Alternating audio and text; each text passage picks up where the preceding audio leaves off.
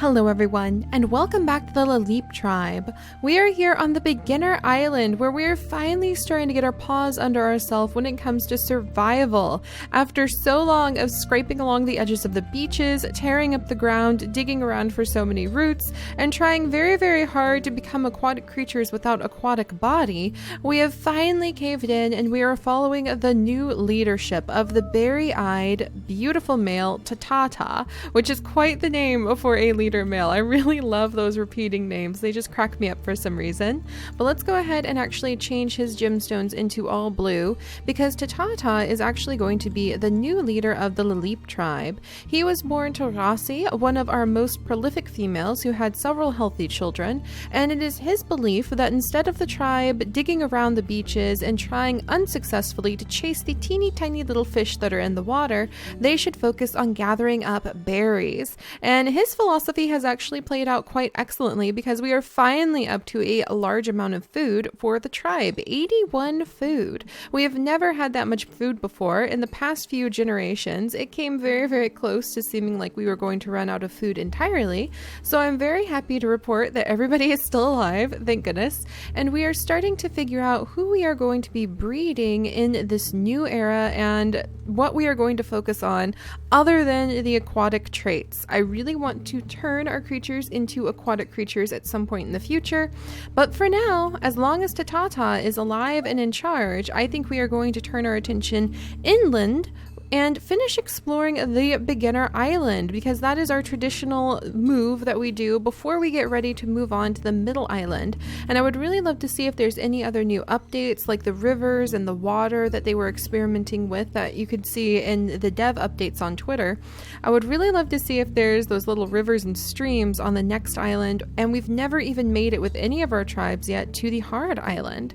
So I think it's probably a good time to go ahead and focus on gathering up tons of food. Maybe Tatata's berry-eyed rain will actually allow us to get enough food and enough stability among our genetics that we can start experimenting with the aquatic genetics in the future without worrying about starving our tribe to death at the same time.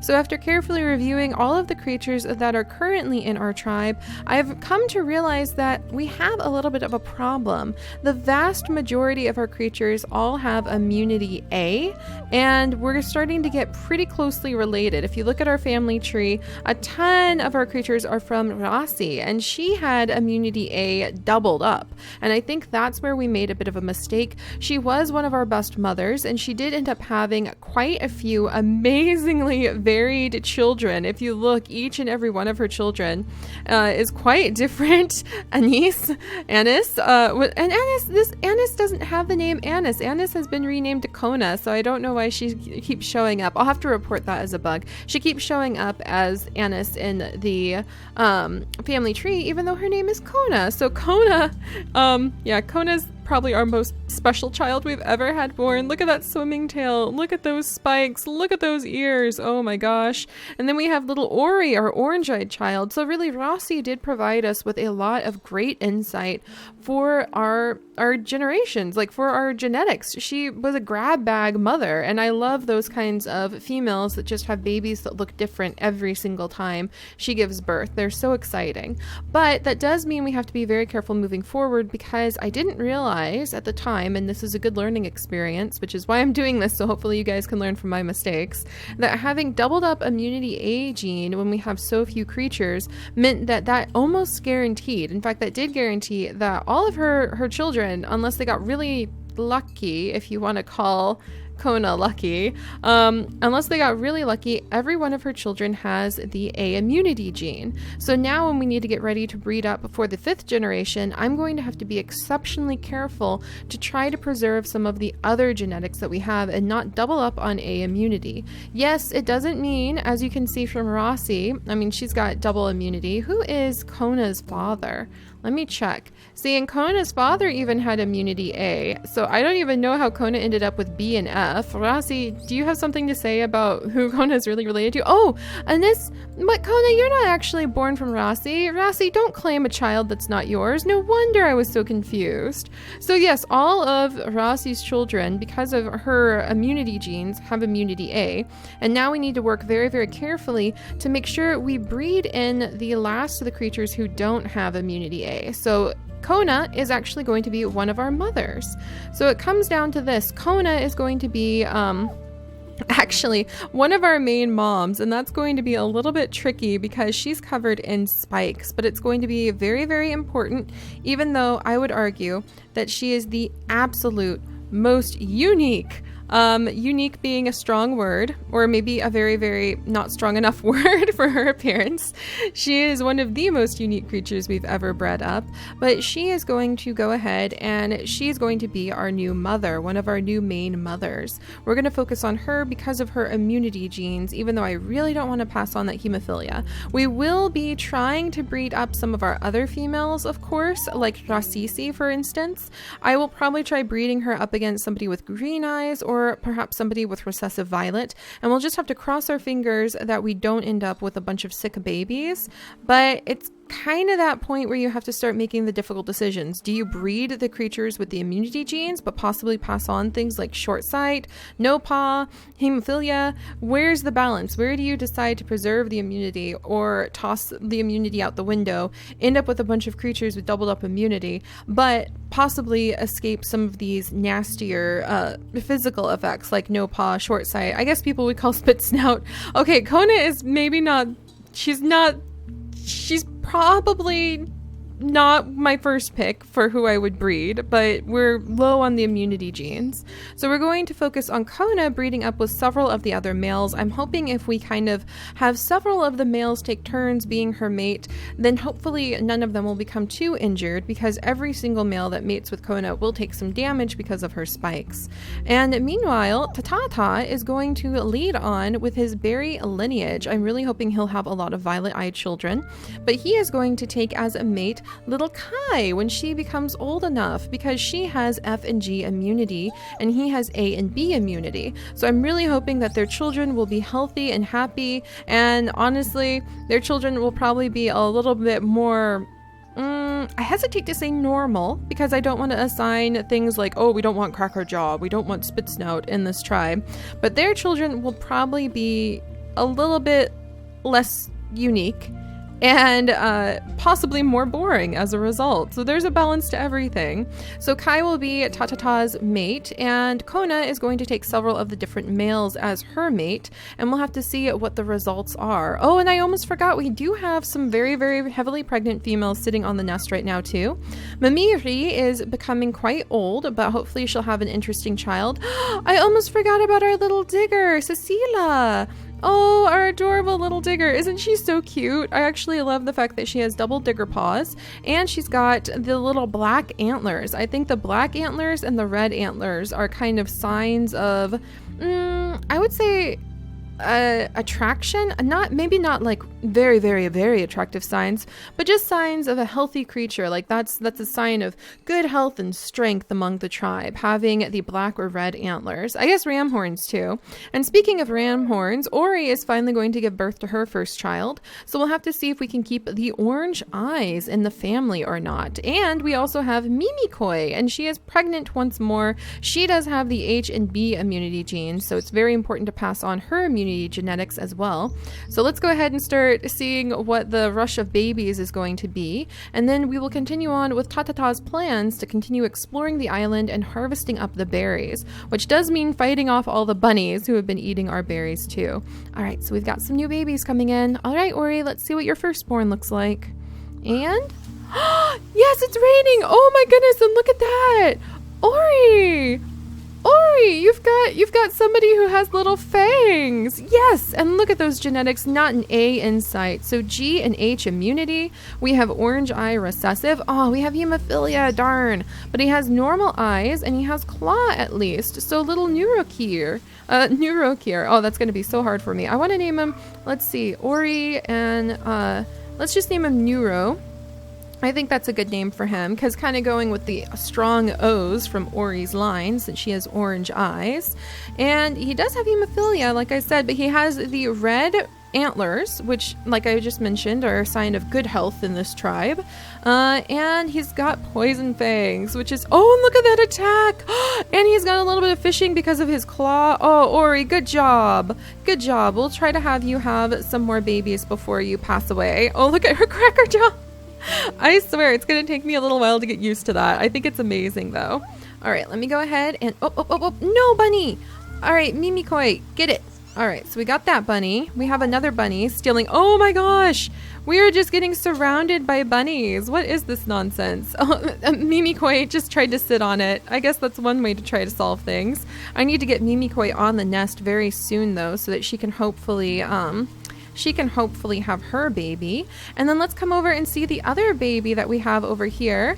Mamiri has given birth to Miri-is. Oh, you know what? That'll work as a child. Okay, or as a name of her child.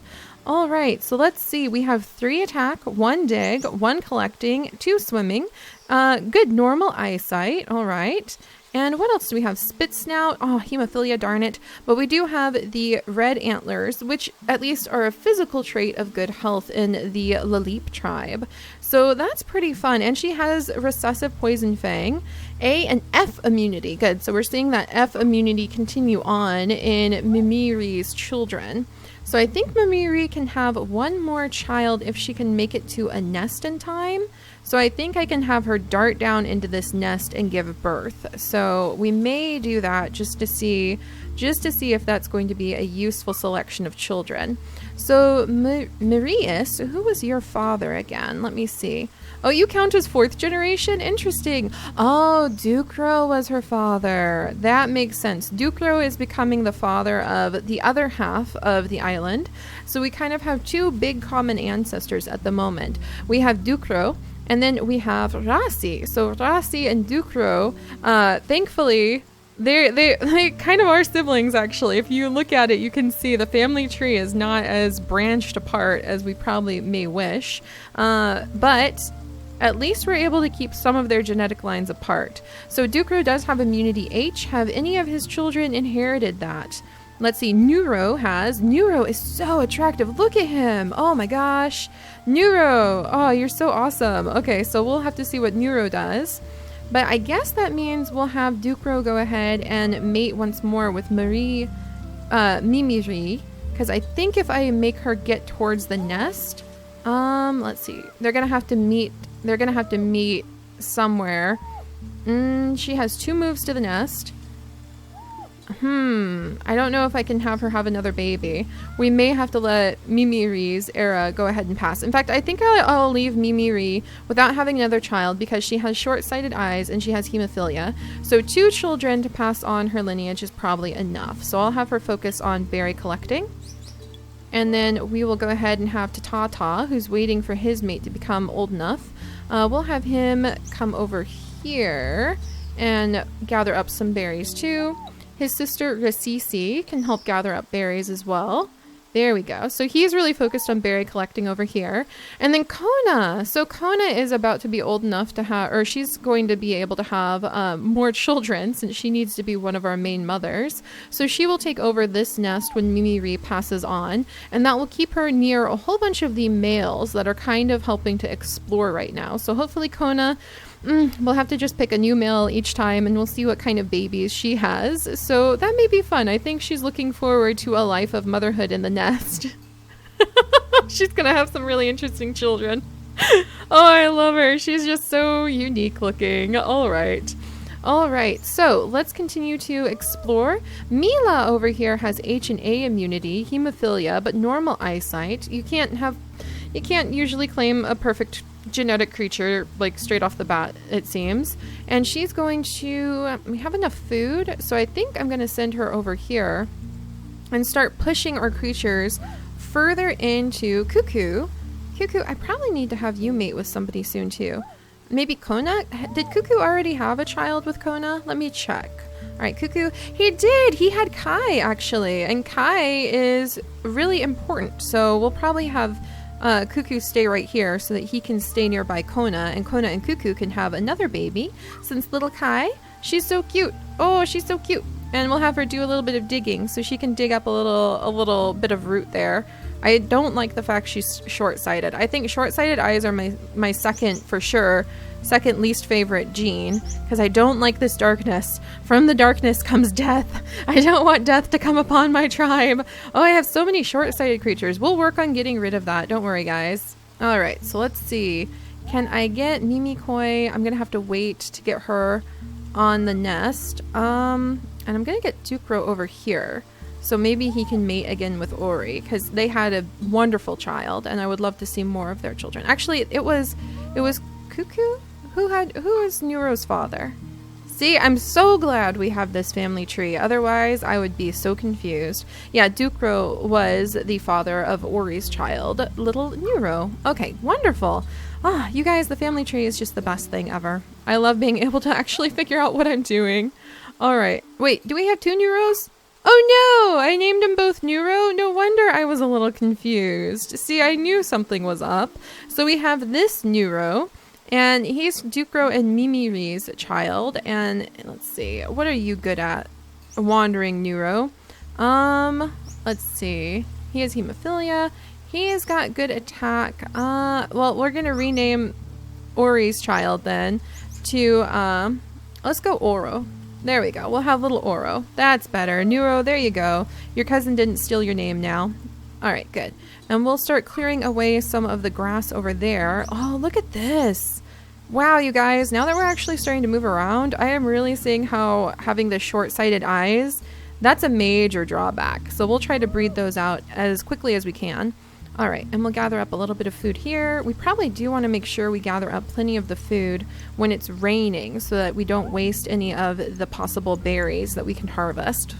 All right, good. All right, so we've got everybody moved around except for little Cecilia. So now we're going to do an experiment, you guys. Cecilia is our very first double digger, and we're going to see what happens when you have somebody with 2 digging dig up the ground to find food. Is it going to be 1 food or 2 food?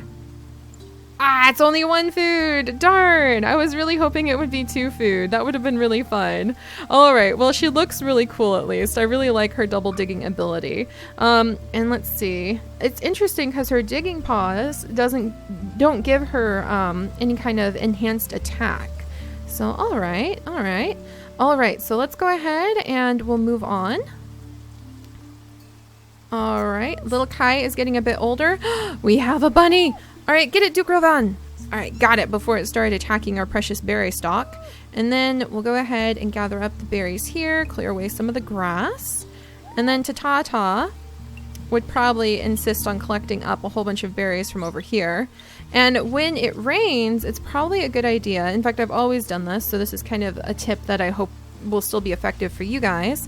It's a good idea to take a little bit off the top of several berry bushes instead of all the berries off of one bush when it's raining, because then when it rains again, it'll refresh everything. And if you only took from one berry bush, then it won't refresh both berry bushes.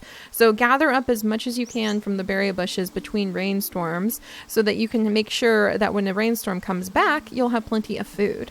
All right, so let's go ahead and see what's going on over here. We're going to get little Oro off the nest, and I think Ori needs to come over here. I guess she doesn't have to go very far, and she does have collector ability, so we'll have her come here. We'll have Mimikoi go ahead and jump onto the nest because she needs to have her baby now. We'll have Dukro come over here. Oh, there's a bunch of food just sitting right here. So we'll have him gather up this food, and we'll have Ori become pregnant with Dukro's next child so they can try having another baby. Hopefully it'll be a very successful baby. And Oro, don't you dare wander off into this land of skeletons and hard level difficulty, please. All right, so let's see. Back over to our little digger. So unfortunately, Cecilia, I was hoping with double digger paws, she would be able to gather up a lot more food, but it doesn't look to be the case. So I think we're going to go ahead and we're going to move her kind of down in this area. Short-sighted eyes, not my favorite for sure, but we'll move her down here so she can just focus on gathering up a lot of roots since this is a big open field, and that will be very good for her digging ability. And then we've got little Kai over here. she can be a bit of a digger too. She's got a few days before she ages up into being an adult, so we'll have her just kind of explore around here and dig. Let's see, lots and lots of bunnies over here. And then we're gonna move. Let's see, you can do some collecting. Marie-is will move over here. And Mimiri can go ahead and we'll scooch her off the nest. And we will move Kona onto the nest. And then we will have Kona... I guess all of the guys are a little nervous because I have to pick from among them to have a mate for Kona, but I think everybody would be a little bit nervous because she's covered in spikes. So let's see, I think Cuckoo and Kona had a good child last time, so we're gonna have them have another child. So sorry, I'm so sorry, Cuckoo. I know it's not the best, but we're doing what we can, and I really appreciate you and in contributing and having another child, because Kai is really a wonderful little one, and she'll make an excellent mate for Tatata in the future. So sorry about that, Cuckoo. Here, you can dig up a root. All right.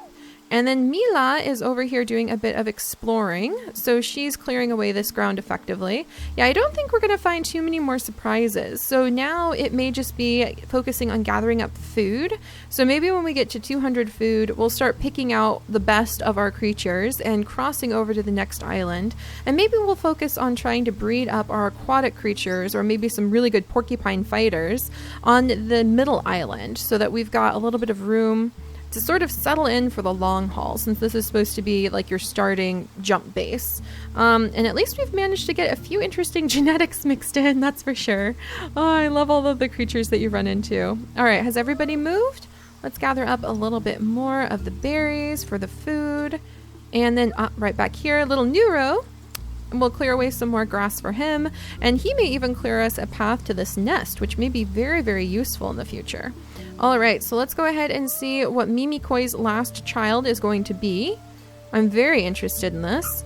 Oh, and it looks just like her. It's Siko. So little Siko, who's a good fighter. She has spiky body just like Mimikoi. I'm going to name her Sikoi. There we go, Sikoi, after her mom, because she is basically, it looks like she's identical to her mom. Is she pretty much identical? Sikoi, oh, she is. Look at that. She's just a little different because she's, oh, look at her. She's a double fighter, you guys.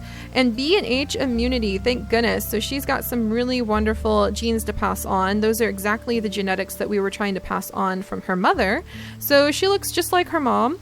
It seems that we may be passing on this particular hedgehog spit snout look through the generations, because if you recall, Mimikoi's ancestor is Kois. So you can see how we're just continuing down the generations with that. It's so interesting to see how Kois has had such a significant, long-lasting effect on the Lalip tribe. It's so fun because you start with Adam and Eve and you're really excited about them, but sometimes it's those random rogues who just pop into your camp and start like having babies that end up leaving a huge impact. Unfortunately, I think Kois's short-sighted eyes are also why we're having trouble with the vision among our tribe lately. So phooey on that. All right, Ori is probably going to have her last child pretty soon, so we'll leave her here. She can dig up some spots and gain some food. And little Oro, who's an amazing fighter, I really like him. We'll have him kind of like glower at this bunny burrow. And I think Oro kind of makes me want to make sure that we can try to move on to the next island soon. I don't know why I'm so antsy for that all of a sudden. Possibly because I want to settle in and work on some longer term genetic projects with this group. But I need to be patient. We're still working on the basics here. All right, so any more spots to dig around? Yes, there's a good little spot to dig. And then Roduke here, he can gather up these, and then we'll start having him move into these grasses to clear some things out. We can gather up these berries, and we can gather up this bunny food. I should probably gather up from the berries for now. All right, more berries, and we'll have to see if Rasisi is ever going to have a child or not. Tatata is going to go ahead and collect up from these berries. Oh, and I totally forgot that Kona was having another child. And we've got little Isana. Oh, and she's a good fighter too. And we've got some good collecting coming in. All right, so good. Claw is starting to display itself pretty strongly in this tribe. I think we will start thinking about moving on pretty soon, sooner than we normally do. So I think we may yeah, I think in the next generation we'll start gathering creatures up and getting ready to move on as soon as we get to 200 food, because that seems like a good number to be established on before we move. So we'll get to about 200 food and then we'll scooch out of here and start exploring the middle island and whatever mysteries it has. But there we go. So little is Anna, and she looks really cute. Actually, it kind of is like her ram horns are little curls tucked behind her ears. So I like her, and we're getting a lot more strength and a lot more ability to defend ourselves, which I'm really appreciative of. And she has nimble fingers, good, and green eyes.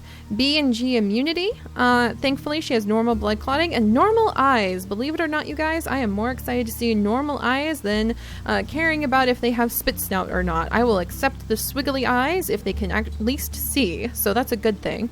It would be really interesting. I don't think that there's, okay, not the family tree. Sorry about that. I don't think that there's like far-sighted eyes, like far-seeing eyes yet, but that would be an interesting thing to add in, like hawk eyes or something, or predatory eyes where you can see the bunnies through the grass a little bit better. And then I did hear from one of you guys that there is a random mutation that we'll have to see if we bump into that is gills, so that creatures can actually sleep under the water. So if you end a turn and then go to sleep and they're underwater, they'll be okay. So I do want to see if we can get that. Wouldn't it be interesting if there were nests in the water? Ooh, I love it. I love the updates, and I can't wait to see how much more is going to come as time goes on.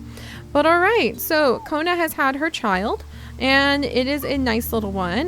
Let's see, B and G immunity. Yep, that's probably a good one to pass on. We really want to pass on F though, so let's see. Maybe, I think Neuro may be her next potential mate, and we'll just continue to kind of shift them around. All right, Neuro, for now I'm going to have him move over here. Short-sighted eyes are really a pain. Mila has normal eyesight, so we may breed Mila just because I'm desperate for normal eyesight lately. And we'll have her, I'm going to have her wait so we can just clear a path to the nest all at once. All right, how are we doing? And we've got our little digger down here.